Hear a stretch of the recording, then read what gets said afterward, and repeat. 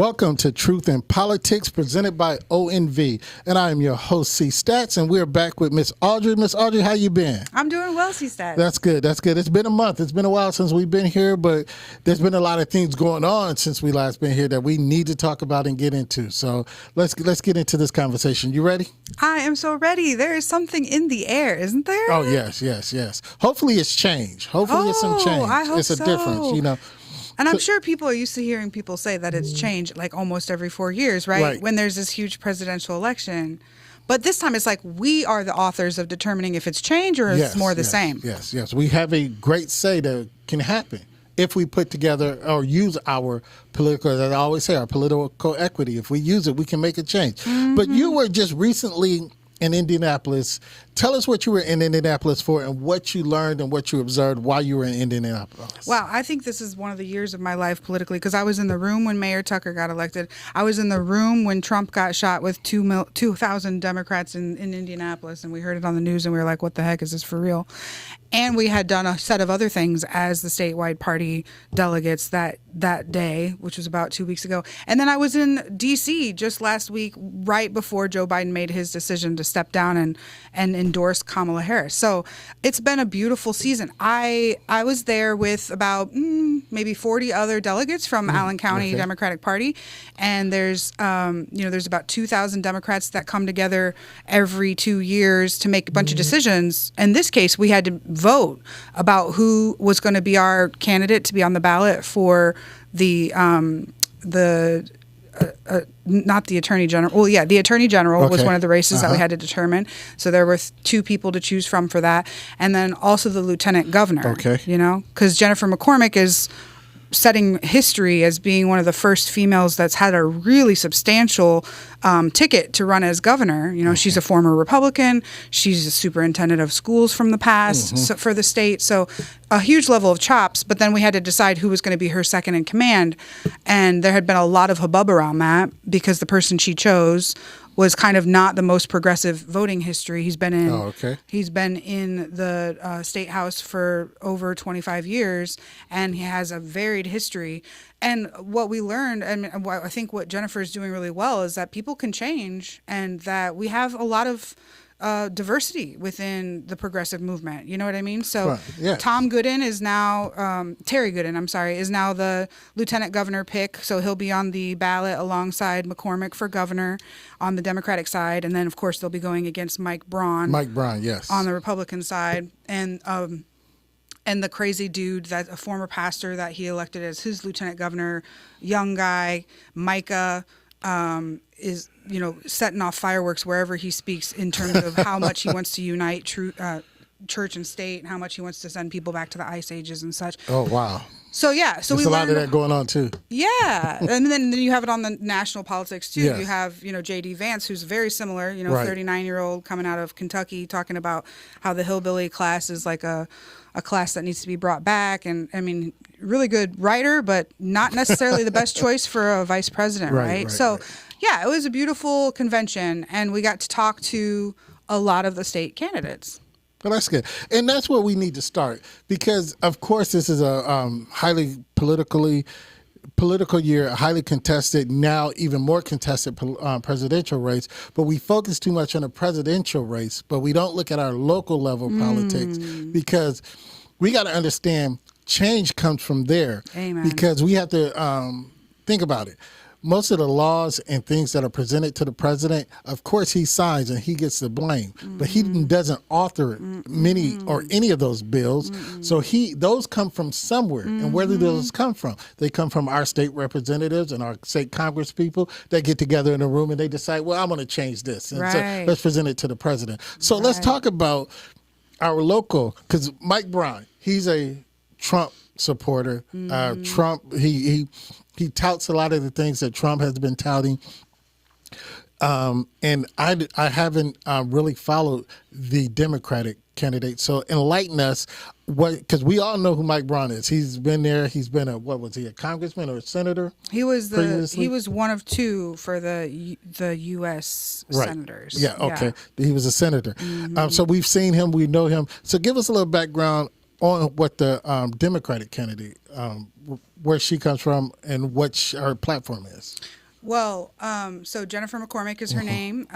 She's run an amazing race when she first got started, which was over a year and a half ago, that she decided she's going to run for governor. I think we have her picture somewhere. She was just recently in Fort Wayne. She comes to Fort Wayne regularly. She comes all across the state. I mean, this is what it takes, right, to be investing in a statewide race. Right. You have to go see the people, and she's been doing that work. She also has a history in education. She was a former superintendent of schools for the state, and she actually came into this as a Republican. Okay. So she's gone, and seen a 180-degree change from seeing how much our state has put school choice at the front of how they define themselves, and really recognizing what that does for kids and what that does for families, and how much disinvesting from public schools really impacts educational attainment and then being able to flourish, right? So she's very adamant about reconciling the public budget back toward the public good. And she's been at house parties across the city. She'll probably, you'll have many more opportunities in the next 3 months to get to know her. Log on to her Facebook page, Jennifer McCormick. Follow her on Instagram and Twitter. I had the honor of her sitting on my motorcycle right outside of Melissa Fisher's house last week. So just really strong candidate. And it's always hard as a female to run a statewide race. She's really had to make a storyline for herself on that. Right. And you mentioned education. Education is a hot topic even in our local arena, but at the state level, because a law just passed about retention of third graders. If they cannot read at a certain level at the third grade, they're going to be mandatorily retained, which could be good or could be bad, because you could have a greater number of children that are behind. But then again, they say the school to prison pipeline is determined by if a child can read at a certain level at the third grade. So looking at that could be a positive, that they're retaining more third graders because they can't read, trying to get them ready where they are. But some people are saying that no, that is going to make a class of children, feel, discouraged and whatever, what have you. But I could see it working for the greater good. What do you think about that? I mean, I think it's like a lot of these policy ideas, right? There's a kernel of goodness that they're trying to address, but it's all in implementation. Right. If you're going to hold back, say, a tenth of Indiana third graders because of their reading level, then make sure that your interventions and your investments in public school and teachers in actually being able to do individualized lesson plans and getting those kids, up to par meets that holdback. Right. Or else you're going to have a whole bunch of second and third class citizens that then end up in our school to prison pipeline. You mentioned the school voucher program. That's another hot topic. Again, they're trying to increase the school choice in the voucher program, where you can now choose more, and that cuts into the public school budget. There's a lot of things going on with education. So being that she's an education person, I would like to see what her points of view or hear what her points of view are. But these are things that are going on that we need to know, because it's not only affecting at the state, it's going to affect here in Fort Wayne, in Allen County, how everything is. Because, the budgets here in Allen County and the funding that's for Allen County schools, we talked about that. It's not fairly distributed as we can see, because Heritage, Homestead, Carroll, look at those schools versus you got Southside, you got Wayne, you got Snyder, and, the funding thereof. So it would be good to have equal funding, equal equipment, equal everything, because a seventh grader out at Homestead should get the same educational opportunities as a seventh grader here at Miami Middle School. Amen. Yeah, Amen. So. And I think that's going to be a requirement of us, of the people, once we get a legislator in that office that is actually, supposed to be beholden to the popular opinion.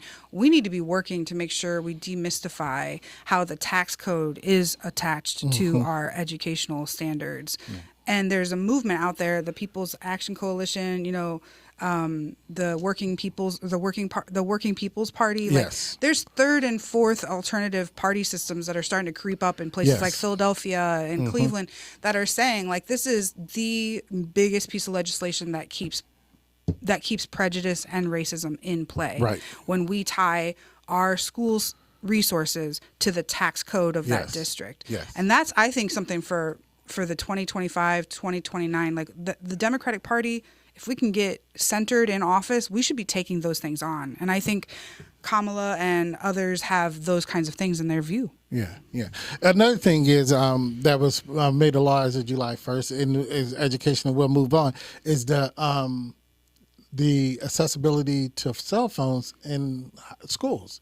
Yeah. They're going to have them now go into some kind of sealed locked box or thing that they can't access, which I think is a good thing, because that take away from the instructional time of the teacher. You know, if I'm sitting in class and or teaching in class and I got 50-60% of my students doing this, not paying me any attention, then, what am I doing? And what are they learning, or what are they missing? So I think that's a good thing, but people are against that, and I don't understand why. Well, I think there's a lot of kind of infringement on personal, like property, personal, rights to be able to have to actually say you can't have access to your phone throughout the day. When I talk to some parents and also teachers across this area, you'll hear them say, like, public education, no wonder it's always on the crosshairs and nobody really wants to, invest in it or support it or put their kids into it, because half of the curriculum is tied to a laptop or an iPad. Right. Everything's digital. Kids who are overachievers are ending up getting distracted because they get their homework done within the first 2 hours of the day, and then they can get on to grooming websites or chat rooms that are going to start targeting them.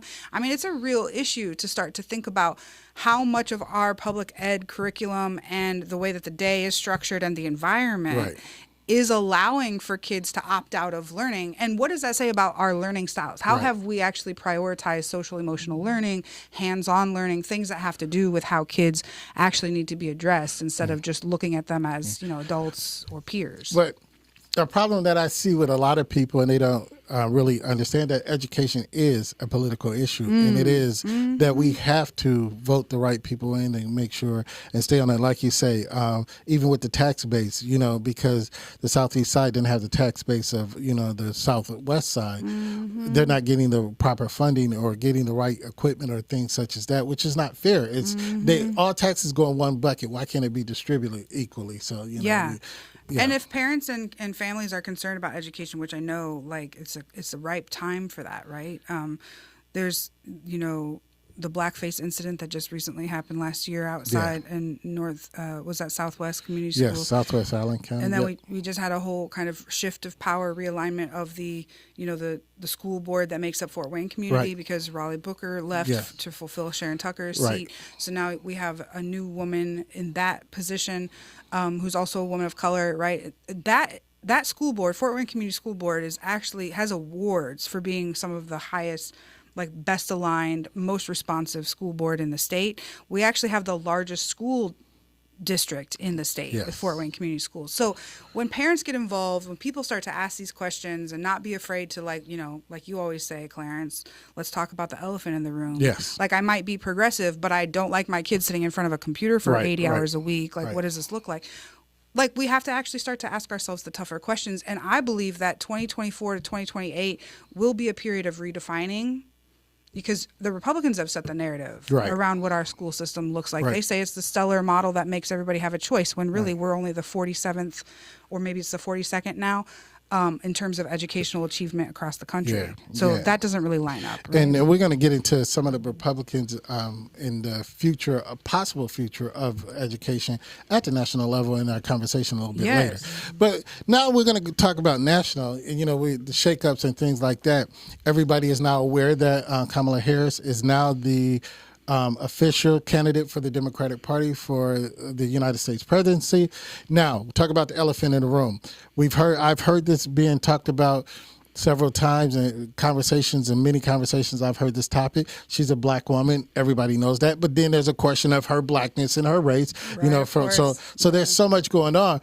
But it's been said that this country did not elect a white woman to be president. What makes us think that they're going to elect a black woman to be the president of the United States of America? So you probably have more instincts around that question than I do. I know, like, when I see my niece, who I just hung out with yesterday, she's home from Bloomington on summer break, working at A&W Root Beer in Huntington, a mixed kid. She has a father from Guyana. She's sitting there on her phone looking at the various tweets and the various TikToks about Kamala and saying how much her generation is so united around Kamala because she's so energetic. She has this newness and this unafraidness to her. And because she's kind of like off the cuff and a little bit responsive to everyday people, and she knows how to connect. I never really saw that. I mean, I love female candidates, don't get me wrong.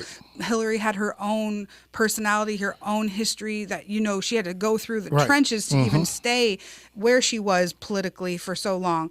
But this is a different time, I feel like, that we are in. And I feel like people are responding to naturalness, to humanness, and to, you know, to be clear, to just connectivity. Right.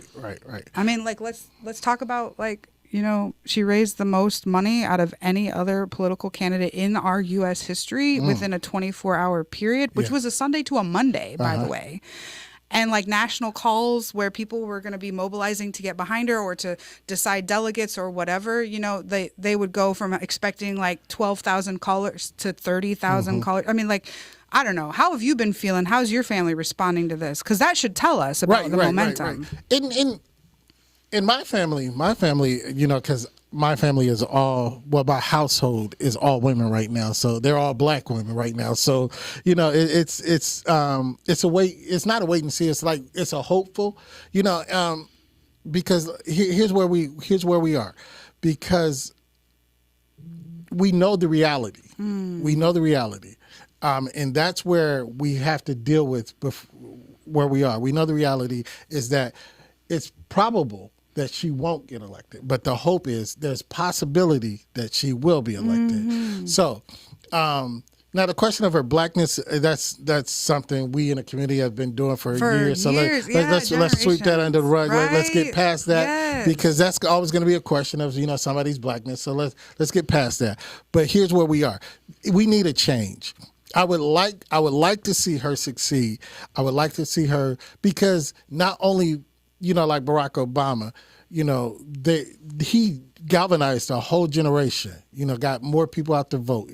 I want to see that change. I want to see that thought. I want to see that zeal, but I also want to see a change. I mean, a tangible change. Right. Not just a presidency that then still leaves the other two bodies of government keeping him hamstringed. Yes. So I would love to see her. I would love to, you know, and it's too hard to see too early to see what her platform is, because it's only been a week maybe since she's been thrust into, you know, this. But, and, you know, and that's another thing, you know, we're picking about, well, she did this 20 years ago. She did this 30 years ago. She didn't do this 20 years ago. She didn't do this 30 years ago. So we're even divided on this, and it's sad that we can't, you know, come to a comment. Now, I don't want you to just vote for, well, I can say, yes, vote for her because she's black, but also vote for her to give her a chance. You know, like we went through with Mayor Tucker. Everybody was saying this can't happen. It was not going to happen. That nobody in our viewpoint saw that Sharon Tucker would be the mayor. Right. Everybody talked themselves out of the opportunity. Right. So nobody saw that. So I'm hoping that this is one of those changes, but I want a tangible change. Yes. I want an effectual change. Yes. I really want a presidency that really does something that leaves a legacy. Amen. And, you know, I think when I was in DC last week, we were there with I was there with 300 other social change agents from across the country through this National Collaborative for Health Equity, right? Talking serious talk about social determinants of health, how much the black community is still at the bottom of every metric of how we're doing because of racism, because of deeply embedded racism in the funding world and in the health communities and policing and how urban communities are built. I mean, we look at every single metropolis in the country and we see the corridor where all the black people are, and then all the jobs and all the transportation and all the white people outside of that, right? It's not a fluke of where we live, right? So in this room, though, Dr. Gail Christopher, who's the kind of the matriarch of this movement, she's now in her 40th year of being a social justice advocate that's actually like got the Kellogg Foundation into calling racism a public health crisis. You know, she's helped 250 municipalities, Clarence, have declared racism a public health crisis. That needs to be on a national level. Right? Yes. And now we have the opportunity through my fellowship to actually help Fort Wayne begin to look at segregation. What does it look like that we have a concentration of resources in the northern part of the city, and that we keep talking about maternity and infant death rates and other things in the South, but we don't ever want to talk about, embedded, deeply rooted racism and our racial history here. Right? So there's over 18 campuses, Duke, Emory, that have what's called racial healing and transformation hubs because of this work. There's cities across the country who are leading these racial healing processes through racial healing circles and then policy change. So, I like to think about what's possible. And when I look at the amount of, when I think about the last 4 years being kind of the stage creation of bringing a promise now into fulfillment. The promise has been made, right? We've stopped the bleeding. Right. We got a Democratic candidate or a Democratic president who's actually helped, build the strongest economy we've ever had, help people get into school and healthcare, help end a sieving of other, resources. And now we have the opportunity to actually help the promise get realized, is how I look at it. Well, and you said a whole lot, and hopefully the promise can be fulfilled. But if not, the promise will be killed because that's what the other side wants. Yeah, because we're going to look at Project 2025. Yes. And one of the things is they want to end equity, diversity, and inclusion. Yes. That is right there within itself. They've already done away with what is known as affirmative action for the most part. But then they want to kill the Equity, Diversion, and Inclusion Act, which means that there's going to be no level playing field. Right. There's not going to be no level. So that is a quick way. I just saw somebody post, and they were doing commentary on Facebook, and they said equity, diversion, and inclusion now is the new N-word to the Republicans because they want to stop it, which means that where. And this is one thing that a lot of people don't know. But from affirmative action, there was one group of women, one group of people that have flourished under affirmative action than any other group of people. And they're not recognized and they're not talked about. That is white women. White women, they profited or benefited from affirmative action more than any other group. But now you want to end it? Right. It's not just a black thing. Think about it. Now you're a qualified white woman, master's degree, PhD, whatever. Yep. You're going for this job. You won't get it. Yep. You disabled, won't get it. People from the Pacific Islanders. Any kind of responsibility for an institution to actually look at their hiring and their scholarship practices and decide that they're pretty much going to allow people to have an even keel of acceptance is going to be out the window. There was a huge youth panel that I talked with when we were in D.C. from all these various places where there's the racial healing hubs. And they talked about the struggle of going to the library at places like Harvard. These black students are amazing. They have to make the decision, do I go study for my law degree and sit in the library for the next 2 hours, or do I go picket on the sidewalk because they're about to end the scholarship that helped me get here? Right. You know what I mean? Right. That's ridiculous. The fact that communities of color have to consistently choose between self-advancement and being able to actually do the thing that everybody keeps saying that they can't do, or helping those behind them actually have a shot to get to where they're at. Right. Now, the Project 2025, and I encourage everybody to go look it up, research it. It is an 800-page proposal, 803 pages, actually. It's going to take some reading, but get into it. But there are several things that we know, and it is a race issue, but it is a public issue. It's a poor people's issue, too. And what we need to do, you and I say you and I, but us as a community, is understand that we're in the same boat, because if they end some of the things, black, white, male, female, I know we are two different dynamics, across the spectrum, but it's going to affect us both. Yes. As our families, our trajectory of where Yes. we can go as middle class and white working people and poor people and black people. Right. Yeah. Right. But here's what it says. It says that Project 25 is set goes to restore family as a centerpiece of American life, to defend the nation's sovereignty and borders, and secure God-given individual rights to live freely. That's their premise. And you said, people use words and how they write it out. That God-given right, that's that tagline. Tagline, But here's some things that they're going to try. They're going to try to disband unions. We're talking about the equity, diversion, and inclusion. They're going to disband unions. So the working class people that, are protected by these unions, that are safe under these unions, if that are providing good, solid jobs for generations to come. Yeah. But if those unions are gone, they don't have those protections of, retirement, health care, or things like that, working conditions, things that union do. So they're trying to disband unions. They are health care. They want to take a cap off of the medicines, like insulin and life-sustaining. Things that the Biden administration helped lower. They want to take those caps off. Yep. They want to take caps off your deductibles. Your deductible, it could be anywhere between $500 to $5,000. They want to take the cap off the deductible. You could be paying like $100,000 deductible or $100,000 before your insurance kick in, things like that. With a $45,000 a year job. Right. Yep. Right. They want to disband Head Start. They want to end Head Start.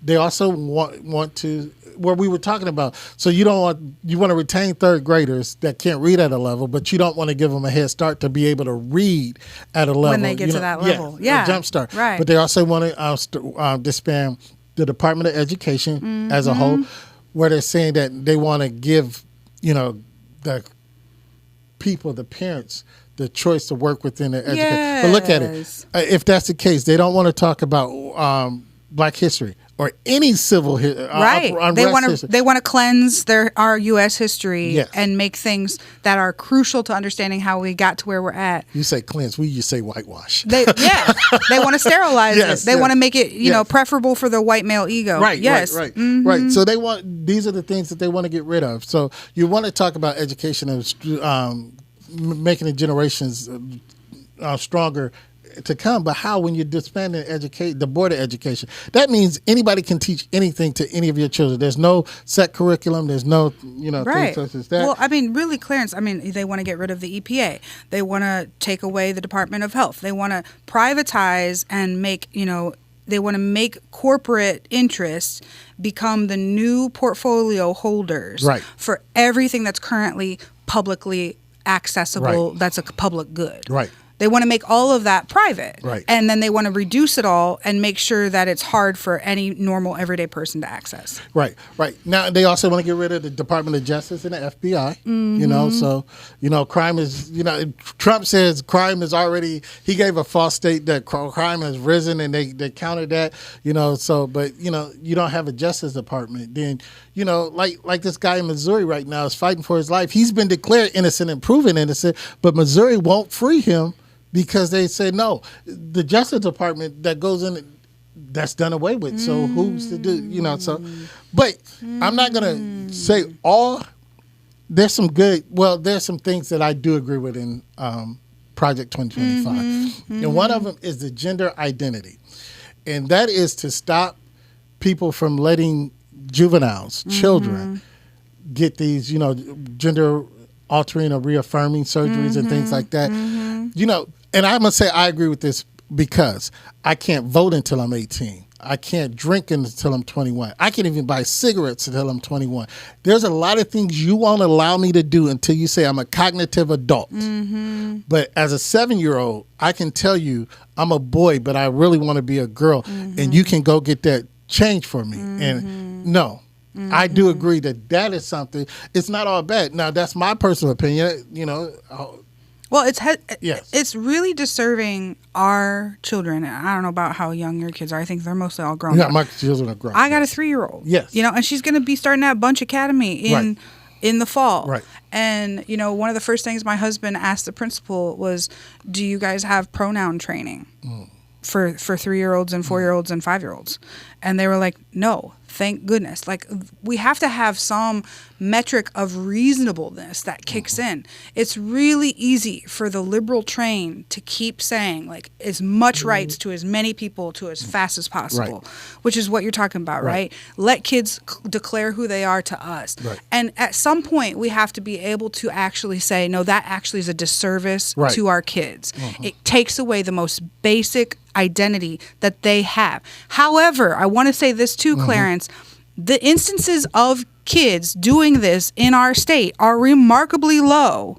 And the right continues to use these threats or these proposed threats as a full-on pawn piece on the chessboard to get a whole bunch of us in fluster and try to be all wearied out about being on a Democratic ticket because we don't want, our kids to be indoctrinated as to different genders in the 6th grade. If you read, it's the God-given, they use that. So if you're a religious person and you think that that's right, the God-given thing is for you to support this and have this go. But here is the kicker as we get out of here.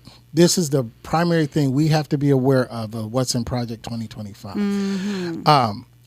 They're trying to give, if it's elected, they say if Trump's elected, it goes in effect the day he's inaugurated.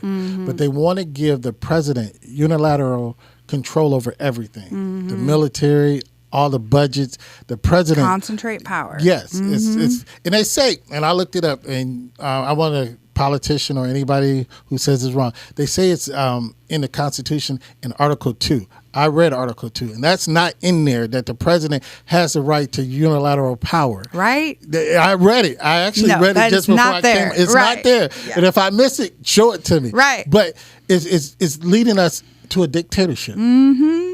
Possible dictatorship, if that happens. So these are, and I'm not making this up. This is online. You can look it up. You can find out for yourself what is Project 2025. I encourage everybody, implore everybody, don't just listen to me because I'm here talking. Go learn it for yourself. And I just wanted to remind people that this isn't just some random, crazy, document that got leaked that, is just for the fringe of the Republican Party.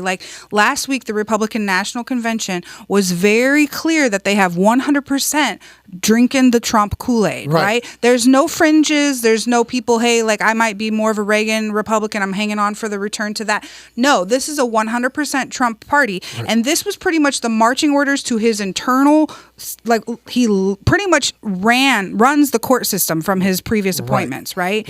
And there's 3 court judges that are on our ballots this year, and any Indiana voter that from our perspective, we need to say no to those renewals of their appointments, because those are judges that are lockstep in March with this. So our legal system and the Heritage Foundation and the infrastructure of some of the most trusted, conservative institutions are buying into this and saying this is the future. This isn't some random thing that we should all think is just kind of la la la. That's so silly.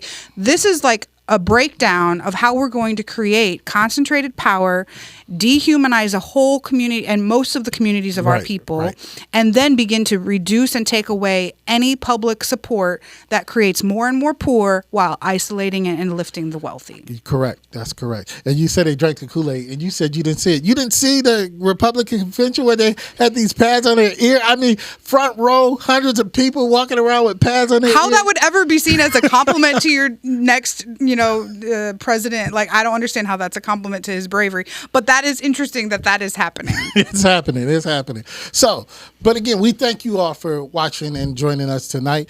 We do encourage you to understand your political system.